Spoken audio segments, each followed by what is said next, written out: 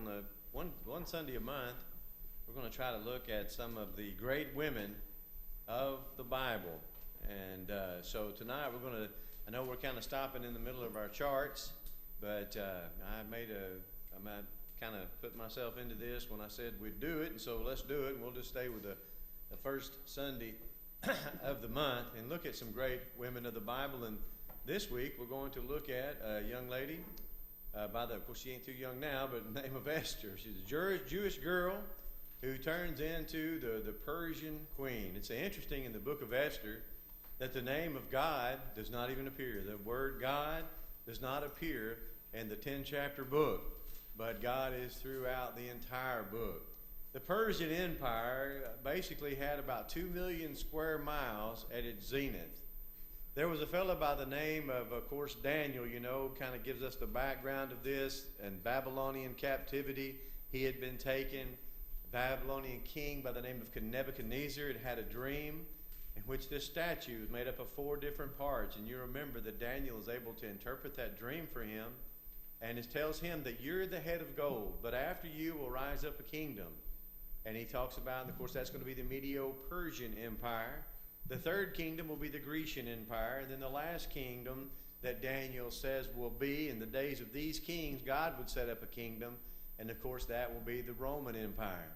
Now, it just so happens this is the week of the Freed lecture. And so I'll be heading that way tonight and appreciate your prayers along those lines. But I thought it was interesting because the lectureship this year is over the book of Daniel.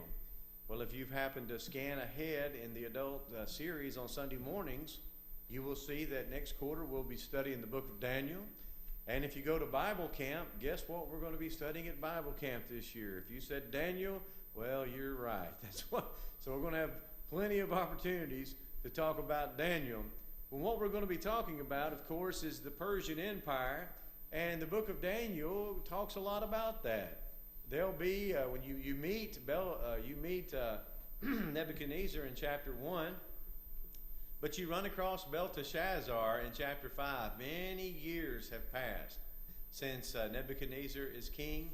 Of course, he has son and then another son. Belteshazzar will be the grandson of Nebuchadnezzar. He will be deposed in chapter 5. The Medes and Persians take over the kingdom there, a fellow by the name of Cyrus. And of course, Cyrus is the one who restores the Jews. Restores all. He's just a guy that does that. I mean, God said, of course, that's what was going to happen. But Cyrus was very liberal, if you will, in his allowing part of his kingdom that they worship this God to have that God. And so Cyrus is known for that. Well, about 50 years later, there's going to be a fellow by the name of Darius who will rule. But we meet Darius as Daniel's very aged now in chapter 6. Darius the Mede. Darius the Mede has a son who about 10 years before he dies, makes his son the governor of Babylon. And when he dies, he gives his son the headship or the rule of the Persian Empire. Now, the Persian Empire at that time was by far the largest empire. 1 out of every 2 people on the face of the earth lived in the Persian Empire. So it was a pretty big deal. Now, Darius, he wanted to take over all the known world. And so he started taking over some Ionian islands. And he tried to go into Greece. And he did a pretty good job until he got to a place where the Battle of Marathon also, and it totally has left my mind now. Most of you probably know that he's defeated by 300, he's held up, if you will, by 300 Spartans. And for the life of me, I can't think of the name of the place. But it's that little strip. They've made movies about it and everything. But he's held back there. Well, he goes back home. And his son, who we're going to meet tonight, if you have your Bibles, turn to the book of Esther. The book of Esther. Now, Esther is the last of the historical books. Ezra, Nehemiah. And then you have Esther. Sure as I find it, I'll take on off. Now, Esther is going to be, you had this deportation that takes place. Daniel is the first wave of that. We're also going to see a young man, a man by the name of Kish, who is going to be Mordecai's uncle, would have been part of those early deportations as well. A lot of folks go to Babylon. Only a few come back, relatively speaking. About 60, 70,000 all told is what will come back to Jerusalem after the three waves that exit Babylon and go and restore Jerusalem. Many, many, many Jews stay there. It's just a good place. They're making money. They have religious freedom. Starting with Cyrus, there's a lot of religious tolerance. And so a lot of them don't go home. As a matter of fact, they do well in the Persian Empire. And we're going to meet one of those guys tonight. His name is Mordecai. And of course, he is going to be Esther's older cousin. Mordecai has a good job. He works in the king's gate. He's in the king's court, if you will, of this king whose name is Ahasuerus, or he's pronounced in history as Xerxes. It begins with an X. Never understood why you'd want to do that, but that's how you say his name. His daddy was Darius. He was the one that was beat it's not Monopoly. It's going to bug me to remember that. But his daddy was the one that was defeated there.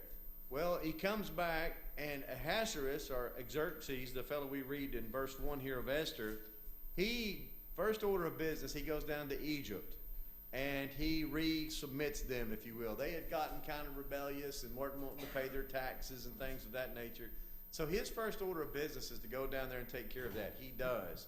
And so the banquet that we're going to be looking at is going to take place after he puts Egypt down again, if you will, and basically puts his boot on their throat and says, you're going to start paying your taxes again. And so it's a festive time. The Persian Empire is somewhat solidified again. He's got Egypt back on board. They're doing their thing.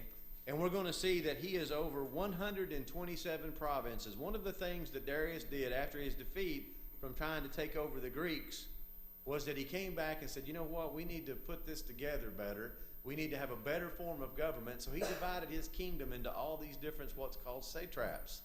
And so they would be like states for us, or little countries.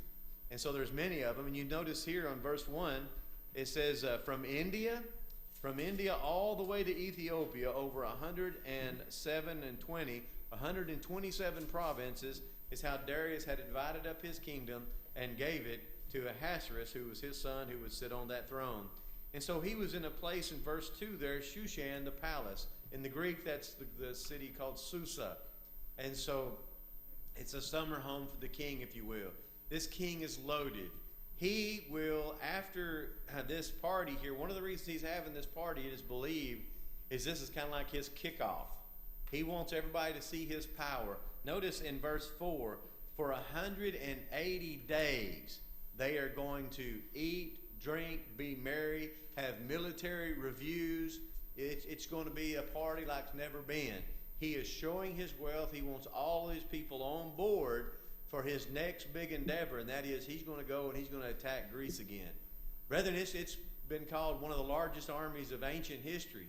He will have over 2 million men. 2 million. 2 million men in arms will go and attack Greece. And of course, they had to have a navy, and things didn't work out with them so well along those lines. And so we're going to see, but that's what he's doing. This is what this is all about. And it's just a big party. And I thought something is interesting. I wanted to bring this to your attention. Verse 8, and the drinking. Well, that's what they did at parties. That's what a lot of people do at parties. There's a lot of that going on tonight. So when you go home tonight, you be careful in case it's halftime or something, that you don't get killed by a person drinking. Well, they're drinking according to the law.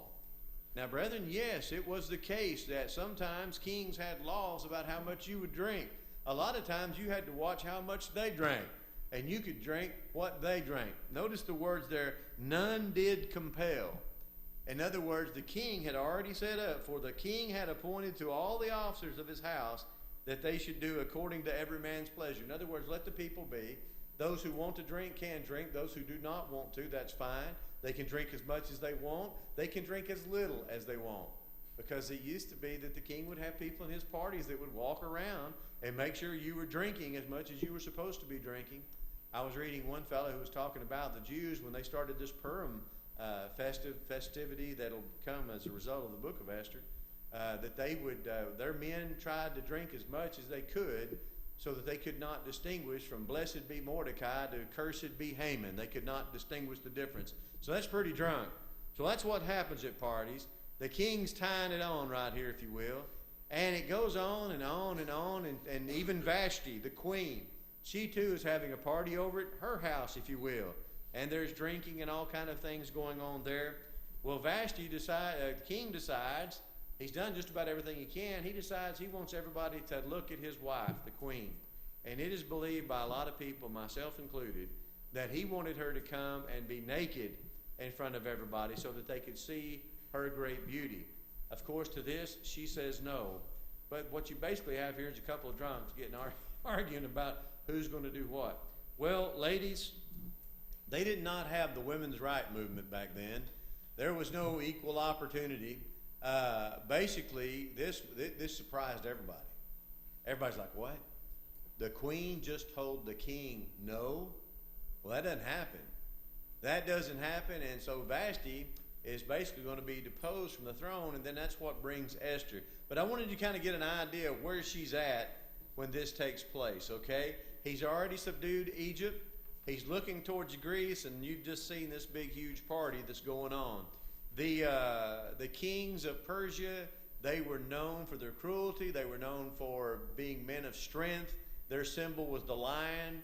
If you get to go to any of those really nice museums in France or Britain or even in New York, you can see some of the stuff that's been, and one of the things you'll see is men's with the bodies of lions, lions with wings in case here. This is actually from the palace in Susa, this particular sculptor in this wall, and they brought it over, and you can look at that, and you kind of get an idea of what the image they wanted to portray. In the book of Esther, Esther's name in Hebrew is Hadassah, which means myrtle. If you look it up, and maybe some of you horticulture people can help me with this, I could not find anything that agreed with what this man said. But said a myrtle is a kind of a tree that only time it gives off a fragrance is when the petals are smushed. You can't smell it unless you actually crush the. I don't know if that's true or not. And his play on that was, that Esther would have to suffer to give off her beauty or whatever. I don't know if that's true or not, but I know I like myrtle trees. Esther in Persian, Esther is a Persian name, just like Mordecai is a Persian name. Esther in Persian it comes from the name Ishtar, which you might recognize that as having an Egyptian kind of slant, and that's exactly right. And it's from the planet Venus. Mordecai is a Persian name as well. And so just like Belteshazzar, now who was, and then you've got Daniel. He's given a new name. You've got Meshach, Shadrach, and Abednego, which are the Persian or the Babylonian names for Hananiah, Mishael, and Azariah, the young men who went with Daniel. They would change your name. And we're talking second, third generation people here now. And so they could have been named after friends and things of that nature. So they have Persian names. They're well at home in their Persian climate. Ironically, Esther comes to the throne as a result of a divorce, and that being Vashti being deposed of as the queen. We're going to look at this from three different points. Number one, Esther's father. Number two, Esther's foe. And three, Esther's fast. In chapter 2 at verse 5 is the first time anything's mentioned other than what's going on at the court, in the Persian court. This is the first time we run across the Jews. Notice, none in Shushan the palace. Now in Shushan the palace, there was a certain Jew whose name was Mordecai, the son of Jair, the son of Shemaiah, the son of Kish, a Benjamite. It's amazing how many popular people or people we think about were Benjamites. When that tribe was almost completely wiped out, if you'll remember the end of the book of Judges, only, I think it was it 600 or 400 men, not a lot, were able to survive. They're going to war with their brethren over the homosexuals in the end of the book of Judges.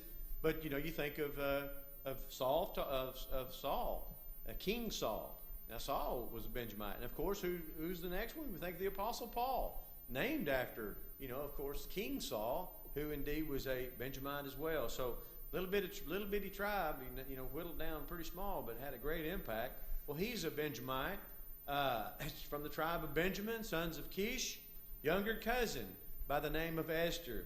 And Esther is familiar with death and sadness. She's lost both her mother and her father at a very young age. She understands the separation that goes along with that. She is dependent now, of course, upon her uncle, Mordecai.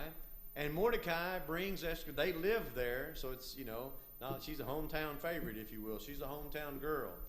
In other words, he puts her in the running to be the queen. Now, there are some things about that. She is chosen. For 1 year, they made all these ladies that came from these 127 different provinces all over the world, the known world at that time, Persian world, to go and be the queen of Persia. Now, what is involved with that is for 1 year, you had to be separated. Some thought that probably was so there wouldn't be a child born that maybe a lady was already pregnant with when she got there or something. So that was one of the things, but they would wine and dine you and make sure you smelt right and bathe you and all these. They called them a period of purification. But what would happen with this, young ladies and ladies, is that you would go in and you would have one night with the king. And that, of course, would be a sexual union. And after that, you would become part of his concubines or part of his harem. And it might be the case that you would be the queen. Now, I don't know about you, but that just don't make me feel right at all. I don't like that at all, not one whit. You can imagine what that process must have been like. You were going in basically for an audition. And I wanted to kind of give you an idea of some things. Brother Clayton Winters wrote a commentary on Ezra, Nehemiah, and Esther. And I appreciated a part that he put in there, trying to give us that don't understand this at all a little bit of an idea of what it was like to be a woman 500 years before the Christ, if you will, or even longer. He said, women in almost every country of the world and since time immemorial have been subjected to the worst indignities. The Athenians kept women in private chambers guarded by dogs and considered them to be fickle and contentious. If you'll remember, for most of the wealthy aristocrat males, they would have preferred to have been with each other than with females, but did realize that procreation needed to take place. Says nature's greatest misfits. That's what they considered women. Under Roman dominion, married females were the absolute property of their husbands. A Jewish writer said women were greedy, inquisitive, lazy, vain, and frivolous. Still another reminded us that they had received 9/10 of the empty-headedness that ever came upon the world. But perhaps, he goes on to say, the most demeaning practice towards women is that of polygamy, or a multi-mate system, reducing God's crowning work of creation to mere objects of physical use and abuse. I just could not concur more with that. I think it is a terrible thing. Polygamy, the idea of multiple ladies being married to one man, the idea of a king having a harem, simply turns my stomach inside and out. But that was the way life was then. That was the facts. Even King David, a man after God's own heart, if you'll remember, had his own harem. It was a sign of wealth. It was a sign of strength. It was a sign of power. Actually, I just think it was a big old sign of perversion and lust, but things are a little bit different. We have a little bit more information now than they did then. Solomon, you will think, with his 700 wives and his 300 concubines, you know as well as I do, he had no idea the names of most of those women. Yet they were his wives. This process must have been horrific.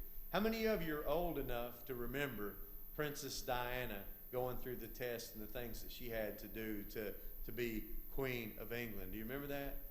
I was just about the age where I fell in love with her. Okay, I don't even know how old I was, but I just thought she was the greatest thing in the world, and I could not think to myself why in the world she wanted to marry that old ugly fella that she was marrying. But that just goes to show you, I know I'd have treated her a whole lot better, but I haven't. Sorry, Stanley, but that's before I met you. But I just remember seeing that and thinking, what a terrible thing. But that was that time. And that's what Esther's doing. And as a result of doing this, she is going to be able to save her people. Sometimes I might even question, Mordecai, what was your reasoning here? What if she had not become queen and had just been a concubine? Would that be what you would want for, those are things that I guess, whatever you can think of what's taking place with the king and these virgins. One cannot think the courtship here was one of the love spoken of in the Song of Solomon. When you have a man and a woman who love each other, who find the great comfort within each other's arms and that kind of union that God wants a man and a woman to have. God made woman for the man. He did not make multiplicities of women for men. A man takes on a wife forever till death does them part, and yet our society today probably doesn't do much better than King Ahasuerus here. We just kind of throw women around. Men, ladies do the same nowadays. I can't say the equal rights has helped out much along the lines of trying to get the family back to what it ought to be. But we see that this right here, Esther's, that's her life.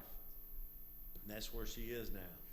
And I realize that, love can be taught. Mark your place there, if you would, in the book of Esther. I want to show you something. I don't know that I'd ever run across this before until I was preparing for this lesson, and it kind of stuck with me. I'd like to share it with you. If you'd open your Bibles up to Titus chapter 2, you're probably very familiar with this section of Scripture. This is right behind the qualifications, of course, of the elders in chapter 1. But in Titus chapter 2, he's given some information about, some of the things that the older men can do. Excuse me. Some of the things that the older ladies can do, trying to give admonition for us and how we should treat each other. He says in chapter 2, verse 1, "Speak the things which become sound doctrine, the aged men to be sober and grave and temperate," and so forth. But notice with me, if you will, verse 3. "The aged women likewise, that they be in behavior as becometh holiness, not false accusers, not given to much wine, teachers of good things, that they may teach or train the young women to be sober, to love their husbands, and to love their children." Now, when I've read that, I have just read right over it and didn't really stop to think and look at the word that's involved there. And I realized that when it comes to the different Greek words that have to deal with love, that you can't really, 100% say, well, this is what this means, because the context demands it a lot of time.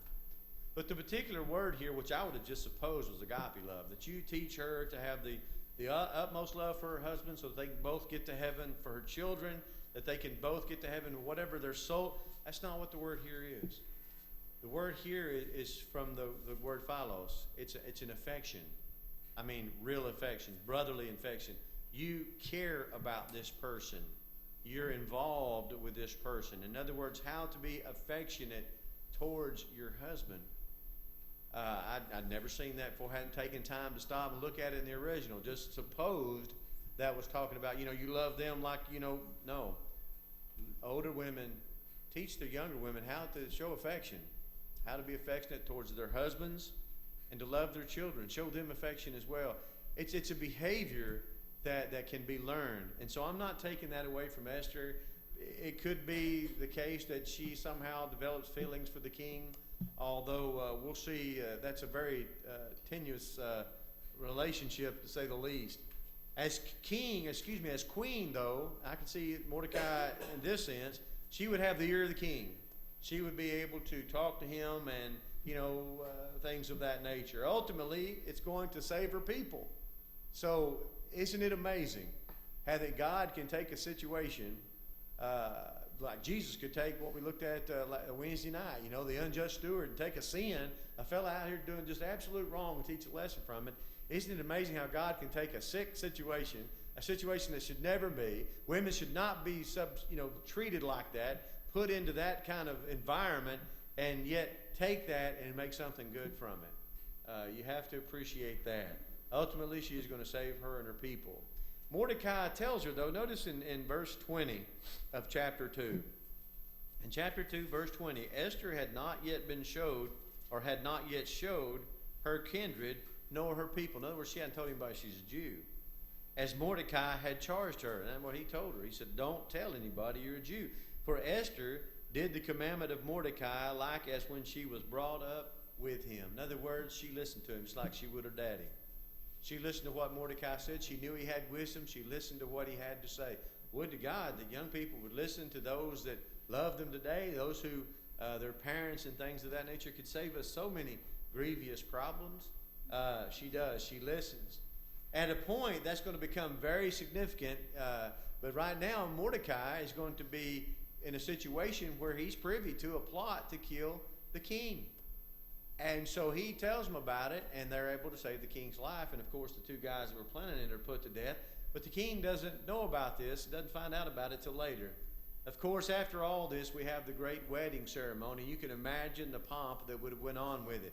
The king now, this is almost 6 years after chapter 1. There's a period of 4 years where he has no queen. After Vashti is deposed, of course, he goes to Greece, tries to conquer them. That doesn't work out at all. And now we find in chapter 2, verse 1, the wrath of the king Ahasuerus was appeased. He remembered Vashti. He's got time now. Well, you can imagine what those people that work for him are saying. We have got to find this guy a queen, because he's going to remember we're the reason, it was their recommendation that he put her away like he did. And so they get busy on that. Well, apparently she, Esther does everything right. She goes in, the guy who runs the harem, if you will, he takes interest in her immediately and sees what kind of countenance she has, falls, head over heels for her, says she's great. He's going to do everything he can. He knows the king. He knows what he likes. He knows what he dislikes. And so he preps her. She has an inside man, if you will, because of her great attitude. And he does everything. And of course, the concubine or the virgins go in, come out concubines, until we get to Esther, and she makes an immediate impression upon the king, and he immediately makes her queen. And so they bring all the other virgins in who didn't get an opportunity to become a concubine, and I guess they have like a big party or whatever, but you get the idea of the Persian mindset. So that's the idea behind Esther. Her father, her loss, the situation she finds herself in now, and how she handles it all with a simple kind of grace and a trust in God. It's absolutely amazing what she goes through, and yet what she continues to do. Now we're going to see Esther's foe. Shortly after becoming queen, a Persian prince named Haman is promoted to a seat above all princes. In other words, kind of like Daniel was in Babylon when he was, put up there in charge of everybody. Remember, that's what got him stuck in the lion's den, because people got jealous that he was running everything. Well, pretty much that's what happens with Haman. And so Mordecai will not bow to Haman. Notice in chapter 3, verse 1, after these things did King Ahasuerus promote Haman, the son of Hammedatha, an Agagite. Now, an Agagite is an Amalekite. Remember, the Amalekites have been a long-time foe of the people of God. And all the king's, people were supposed to bow to him. Verse 2, and all the king's servants that were in the king's gate bowed and reverenced Haman, for the king had so commanded concerning him. But Mordecai bowed not, nor did him reverence. And so there's an idea there. The word reverence is translated in some versions as pay homage. And that has an idea of almost looking at as deity, worshiping somebody as deity. These kings had no problem with calling themselves deity. And some people look at that and say, that's probably it. That's probably significant why he wouldn't bow down. You could be the fact that the Amalekites were long-standing enemies of God and his people, the Jews. Maybe that's why. We're not really told. But notice what we find in verse 3. Then the king's servants, those that are around seeing him not do it, and they got to do it, were in the king's gate, said unto Mordecai, why transgressest thou the king's commandment?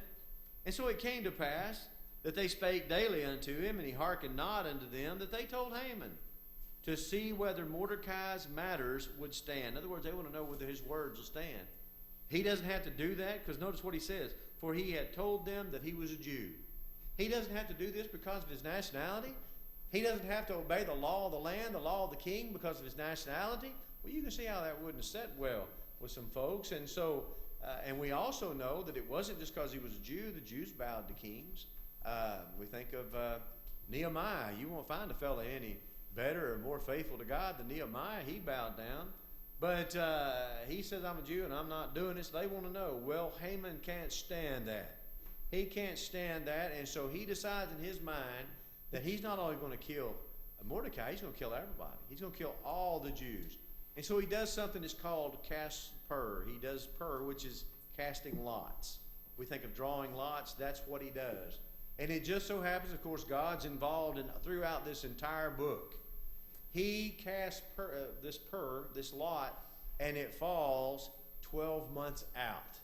12 months away, not January, February. It falls on December, if you will. Of course, they had a different calendar and names, but that's when it's going to be. And so that's why the Jews today call this the festival of Purim.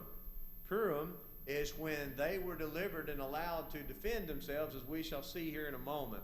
So after casting this lot, Mordecai basically goes to the king, beginning in verse 8 of chapter 3, and says, King, you got this bunch of people in your kingdom, and they just don't like you. They're not going to do what you say. They're unruly. And if you allow me, I'll destroy these people, and I'll even pay for it. And so the king says, well, that's a pretty good deal right there. You go right ahead then. So he gives him his signet ring. He makes it law. And so now it's a law on a particular day, 12 months out, all the Jews are going to be destroyed throughout the kingdom. And of course, immediately in chapter 4, we find that Mordecai, he rents his clothes. The Jews everywhere, they're crying with loud and bitter cry, and came even before the king's gate. For none might enter into the king's gate clothed in sackcloth, but Mordecai gets as close as he can. And of course, Esther's like, Mordecai, what in the world are you doing? It comes to her ears, so she sends and wants to know, what is this all about? And of course, Mordecai solicits Esther's help. Verse 7 and following.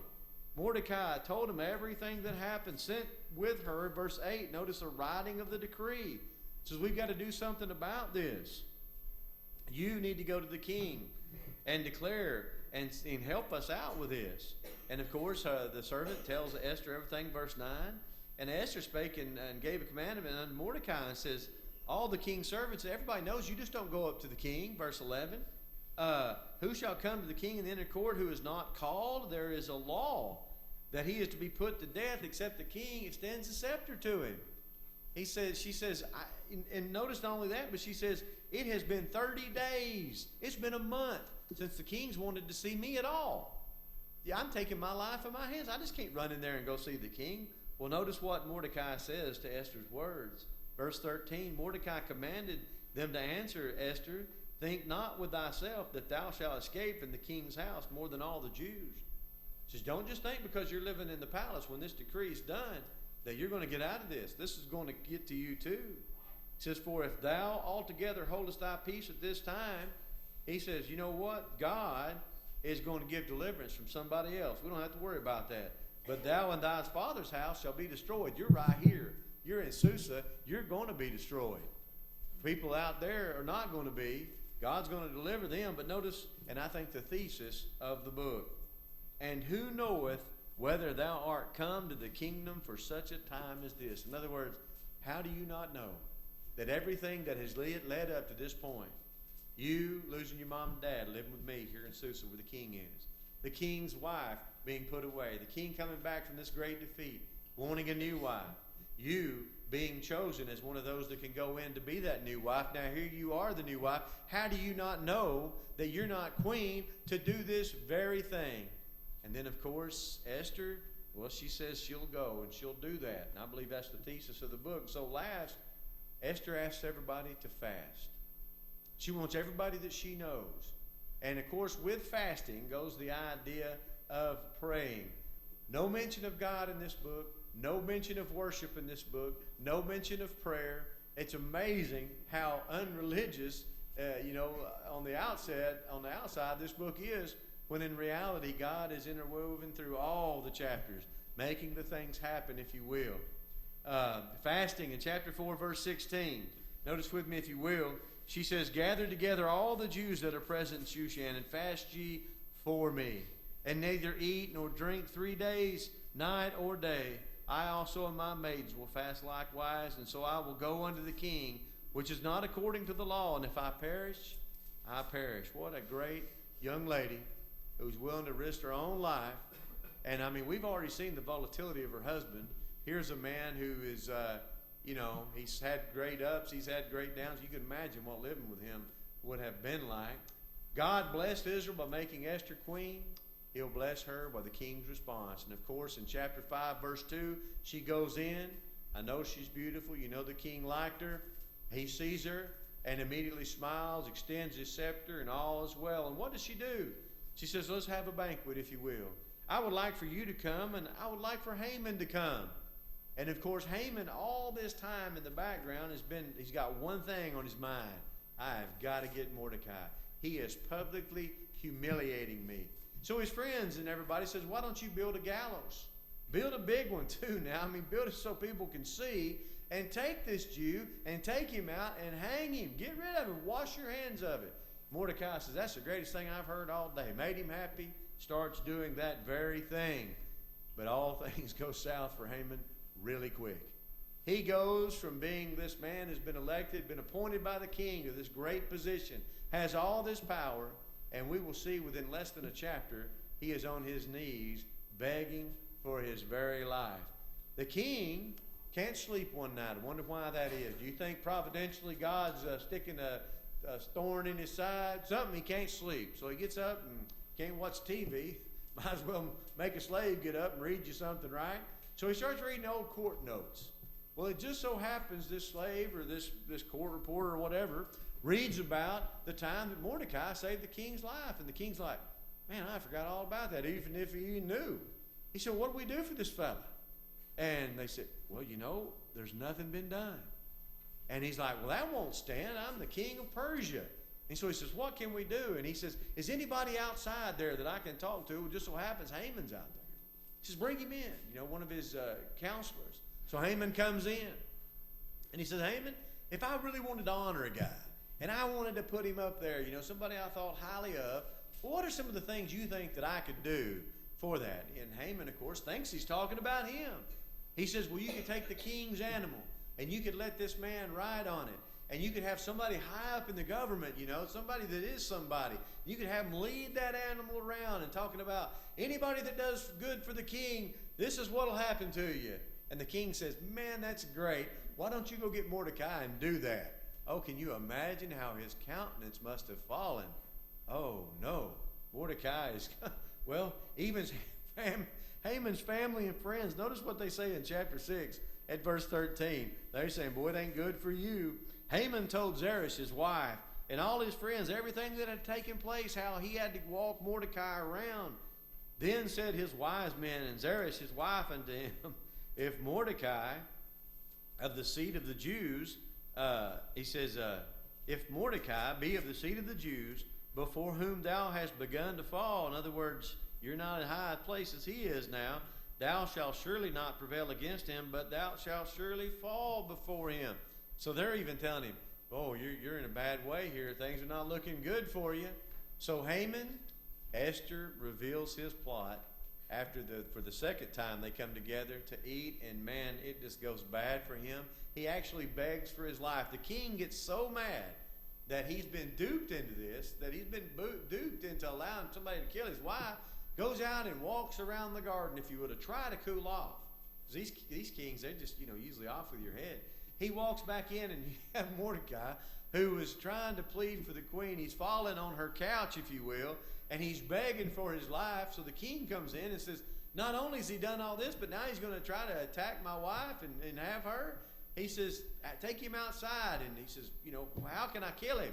Well, it just so happens some of those guards standing around says, well, it just so happens he's building a big gallows out in his backyard. We could use that. And the king said, that's a great idea. Take him out and hang him. And that's exactly what took place. This man who wanted to kill all the Jews is going to be killed himself. He's hanged.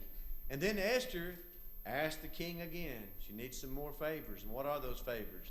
The king puts into law that when this day that had already been put in law, one thing about the Persians, they could not reverse the law. They couldn't go call it unconstitutional. Once the king had said it, it was done. So what did they do? The king gave the Jews the authority to bear arms and to defend themselves on this particular day. And so Esther saves her family. She saves the Jews. And it's just really a great ending. The Jews destroy all their enemies. And one of the things that's just so significant about this is that Haman had 10 sons. And as a result of his great hatred and a result of his just doggedness to try to kill not only Mordecai and all the Jews, his entire nation, it results not only in his death, but the death of those 10 boys.